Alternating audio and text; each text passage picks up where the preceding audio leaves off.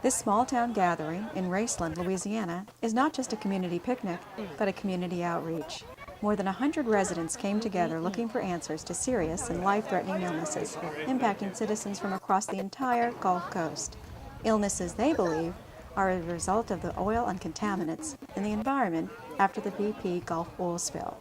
Primary problems have been pulmonary with chronic coughs, headaches, memory loss, some GI problems, some serious gastrointestinal problems with cramps, nausea, vomiting, diarrhea, what have you. And a lot of the guys didn't realize they were having seizures, and I didn't realize they were having seizures until it sort of dawned on us that that's what you call what they were doing.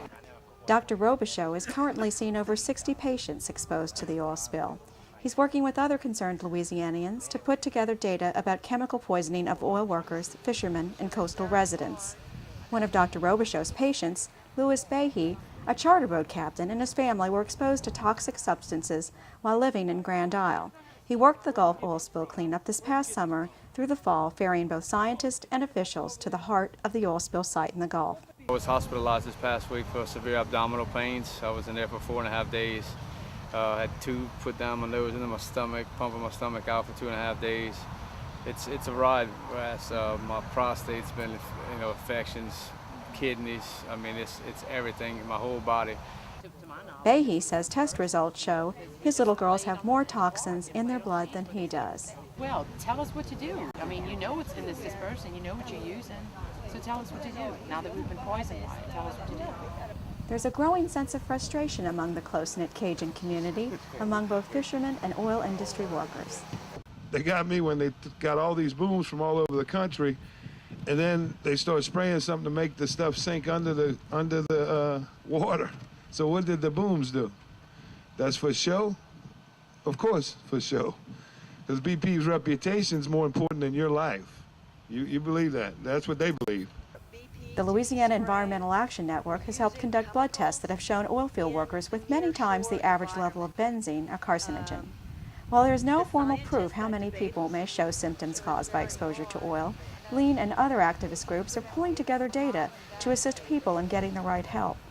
On the federal level, the National Institutes of Health is also working on a long-term study funded in part by BP to determine the health impacts on workers from the oil spill.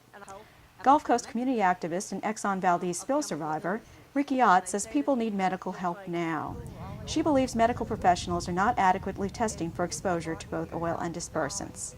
People would like clinics, health clinics across the Gulf that are staffed with doctors who are specialists in chemical poisoning, chemical illnesses.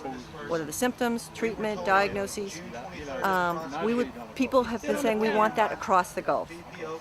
So Louisiana all the way over to Florida. Dr. Robichaux's hope is that the community pulls together to find a solution.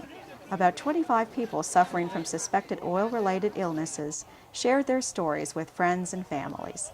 They gathered together to discuss a familiar refrain. Local and state officials owe it to coastal residents to make sure what the impact of the spill is, both now and in the future. Reporting for the Gulf Coast Environmental and Health Coalition, I'm Linda Levitt. That wasn't enough. So I took every sheet of paper out of every